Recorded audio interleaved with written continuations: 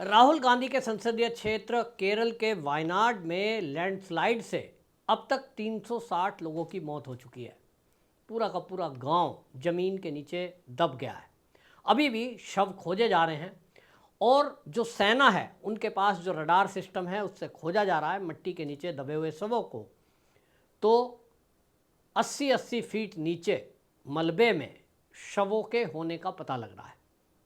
जहां एक तरफ राष्ट्रीय स्वयंसेवक संघ, जिसको ये कांग्रेस राहुल गांधी दिन रात गाली देते हैं और कई बार उसको बैन करने की कोशिशें की हैं, वही राष्ट्रीय स्वयंसेवक संघ वहां जो लावारिस लाशें हैं जिसका कोई वारिस नहीं या पहचान नहीं हो पा रही है क्योंकि क्षतविक्षत हो चुके हैं सब, उनका अंतिम संस्कार उनके धर्म की पहचान करके डेड बॉडी की उसके अनुसार वो करने में लगे हुए हैं।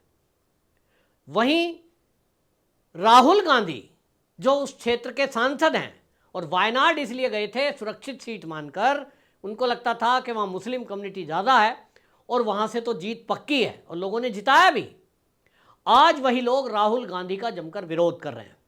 राहुल गांधी, प्रियंका गांधी वाड्रा वहाँ गए तो घटना के 3 दिन बाद वो पहुँचते हैं। लोगों ने पहला सवाल यही किया कि आप 3 दिन से थे कहाँ? तो इनके पास बहाना क्या था? हमारा हवाई जहाज लैंड नहीं कर पा रहा था, मौसम खराब था। लोगों ने सवाल किया कि यहाँ जब कैमरामैन पहुँच सकता है, यहाँ राष्ट्रीय स्वयंसेवक संघ के स्वयंसेवक पहुँच सकते हैं जिनको हम दिन रात गाली देते हैं, और मुसलमान कभी भी संघ को पसंद नहीं करते। जो राष्ट्रवादी मुसलमान है उन मुट्ठी भर मुसलमानों को छोड़कर आम तौर पर मुसलमानों के दिमाग में यही भरा गया है कांग्रेस के द्वारा और वामपंथियों के द्वारा कि राष्ट्रीय स्वयंसेवक संघ ये मुसलमानों की दुश्मन है। आज वही मुस्लिम कम्युनिटी जो वायनाड की है उनसे आप जाकर बात करिए, आप चर्च के पादरी से बात करिए।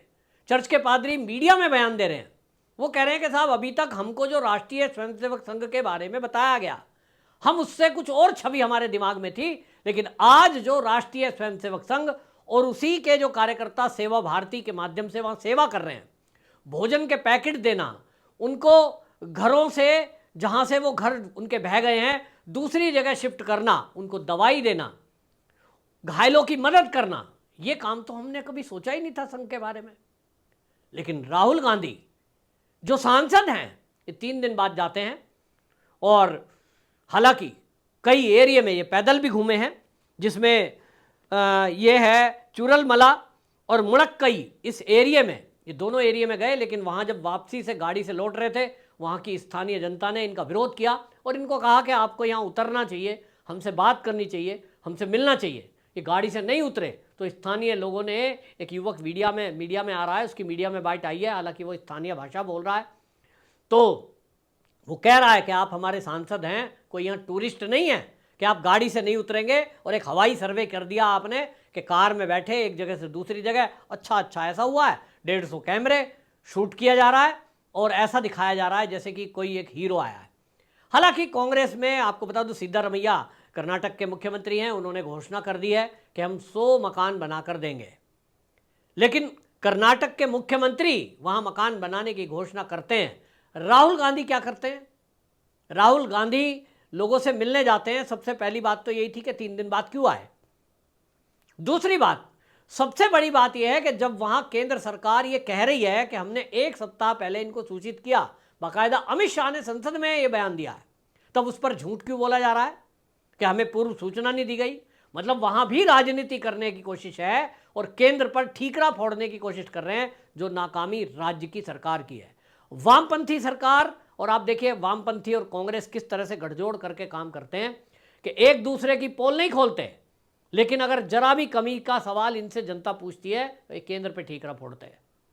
केंद्र सरकार की वजह से है और इसलिए अमित शाह को संसद में आना पड़ा, बोलना पड़ा और सबको बताया उन्होंने कहा कि ये जो हम पर आरोप लगाया जा रहा है कि पूर्व सूचना नहीं दी, ये केरल की सरकार झूठ फैला रही है। हमने 1 सप्ताह पहले इनको वार्निंग दी थी कि इस तरह से लैंडस्लाइड हो सकती है, लोगों को शिफ्ट करिए।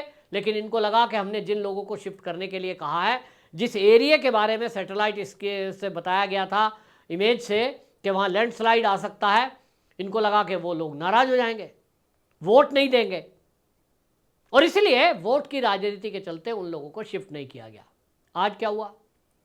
वो आज इस दुनिया में नहीं है। काश ये सरकार पहले इस संवेदनशील होती, उनको शिफ्ट कर देती, समझाती कि भाई हमारे पास खबर आई है, केंद्र से सूचना मिली है, यहाँ लैंडस्लाइड हो सकती है, आपको हम शिफ्ट कर रहे हैं, आपको हम घर नहीं छीन रहे हैं। तो सरकार के ऊपर जनता का भरोसा नहीं है और इसीलिए लोगों की जान चली गई। आप सोचिए कि वहां जिस तरह का काम हो रहा है, एक भी जो सेवा दल बोलते हैं ना कांग्रेस का या वामपंथियों का, वहां कोई एनजीओ नहीं है। जितने एनजीओ ये चलाते हैं ना, कहीं बांध रुकवाने के लिए, कहीं मेट्रो योजना रुकवाने के लिए, कहीं पुल रुकवाने के लिए, ये झंडी तख्ती लेकर खड़े हो जाते हैं। मोमबत्ती गैंग मोमबत्ती लेकर चल पड़ता है। जो वायनाड में आज वहां लोगों के लाशों का अंबार लगा है, 360 से अधिक मौतें हो गई, लोगों के घर बह गए, लोग बर्बाद हो गए। उनसे मेरा सवाल है, मेरी भाषा शायद समझ नहीं पाएंगे, लेकिन जनता से यह सवाल है, देश की जनता ये समझे और देखे कि जहां भी कोई प्राकृतिक आपदा आती है, देश पर विपत्ति आती है, ये कांग्रेस के कार्यकर्ता कहां आपने देखे कहीं काम करते हुए? सोचिए, अभी कांवड़ का महीना चला है, इस कांवड़ के महीने में, सावन के महीने में, शिव भक्ति में इस देश का हिंदू सराबोर रहा। 4 करोड़ से अधिक कांवड़िए पूरे देश में गंगा जल लेकर के, नदियों के अलग अलग क्षेत्रों में जल लेकर के शिवजी पर शिवरात्रि के दिन जलाभिषेक कर रहे हैं। उनके स्वागत में केवल आपको भारतीय जनता पार्टी के नेता खड़े हुए दिखाई दिए हैं। भारतीय जनता पार्टी के मुजफ्फरनगर क्षेत्र के मेरे मित्र हैं सुरेश राणा, वो क्या उत्तर प्रदेश में मंत्री रहे हैं, मेरे साथ वो शाखा में खेले हैं। और आप सोचिए कि वो लोगों से मिल रहे हैं, शिव भक्तों के पास जाकर के उनका इलाज, उनका भोजन, उनके ठहरने की व्यवस्था, कांवड़ कैंप जिसको बोलते हैं, उसके माध्यम से कर रहे हैं। और ऐसे अनेक लोग, जैसे नंदकिशोर गुर्जर मैंने लोनी एरिया में देखे, गाजियाबाद के विधायक अजीत पाल त्यागी, ये सब लोग जा रहे हैं। यानी भारतीय जनता पार्टी के विधायकों के अलावा, सांसदों के अलावा, पार्टी पदाधिकारियों के अलावा कोई भी ये शिव भक्तों की सेवा में नहीं है। ये कहीं आपदा प्राकृतिक आ जाए या देश के ऊपर विपत्ति हो, केवल संघ के कार्यकर्ता, भारतीय जनता पार्टी के कार्यकर्ता दिखाई देते हैं। कोविड का काल याद करिए, मैंने तो देखा है कोविड काल में शिवम त्यागी हैं प्रवक्ता बीजेपी के, मैंने उनको देखा, उन्होंने बाकायदा व्हाट्सएप ग्रुप बनाया और एक्स पर पोस्ट किया, जिसको भी ऑक्सीजन की आवश्यकता है, ऑक्सीजन नहीं मिल रही, मेरे से कांटेक्ट करिए, और अपना नंबर शेयर किया और मैंने उनको फ़ोन किया है। व्यवस्था बता रहे थे वो, कहाँ ऑक्सीजन आपको मिल सकती है, फला सेंटर पर चले जाइए, इस तरह से मदद की है। लेकिन इसके अलावा कांग्रेस के किसी कार्यकर्ता का आपने कोई इस तरह का देखा कि कांग्रेस के एक सेवा दल है, संघ की नकल के आधार पे बनाया कि आरएसएस के स्वयंसेवक हैं, ये बड़ा मदद करते हैं चुनाव में, चलो हम भी अपना एक सेवा दल बनाते हैं। बना लिया, तो काहे के लिए बनाया? केवल नारे लगाने के लिए, राहुल गांधी जिंदाबाद, प्रियंका गांधी जिंदाबाद, पोस्टर लगाओ, बैनर लगाओ, दरी बिछाओ, ऐसे बराबरी करोगे? और जो संघ देश की सेवा में लगा है उसको बैन करेंगे। अगर बैन केंद्र सरकार ने हटा दिया है तो उस पर सवाल करेंगे, उसको सुप्रीम कोर्ट में ले जाएंगे। ये हालत है। तो ये खुद तो सेवा करते नहीं, और जो यहां संगठन देशभक्ति का काम कर रहे हैं, देश सेवा का काम कर रहे हैं, उनको ये करने देंगे नहीं। इनको लगता है कि भारतीय जनता पार्टी और संघ अगर पनप गया, यहाँ हिंदूवादी संगठन यदि लोगों की नज़रों में आ गए कि भाई ये तो बड़ा अच्छा काम कर रहे हैं, तो कहीं इनका वोट बैंक जो है वो तो खिसक जाएगा। लेकिन आज की डेट में आपको बता रहा हूँ, वायनाड की सीट अब जैसा लग रहा था कि राहुल गांधी वायनाड से भी जीत गए हैं और रायबरेली से जीते हैं, तो एक सवाल था कि राहुल गांधी आखिर कौन सी सीट छोड़ेंगे। 6 महीने के अंदर उनको निर्णय करना है।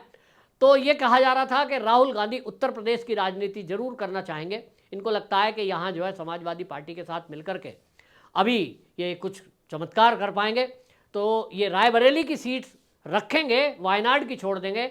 और वायनाड क्योंकि इनको लगता है सुरक्षित है, वहाँ तो मुस्लिम कम्युनिटी बड़ी संख्या में है और इनका तो वहाँ कैंडिडेट कोई भी खड़ा हो जाए जीत ही जाएगा, तो प्रियंका गांधी वड्रा को वहाँ से लड़ाने का इनका प्लान था। और इसीलिए ये कहा जा रहा था कि ये वायनाड की सीट राहुल गांधी छोड़ देंगे, वहाँ से प्रियंका गांधी वाड्रा को लड़ाया जाएगा।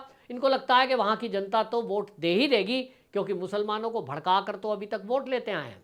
लेकिन अब जो हालात पैदा हुए हैं, जिस तरह से वहाँ के लोकल लोग नाराज हुए हैं, क्योंकि देख लिया उन्होंने कि जिसको हमने सांसद बनाया उसकी हालत क्या है, हवाई सर्वे करने आता है।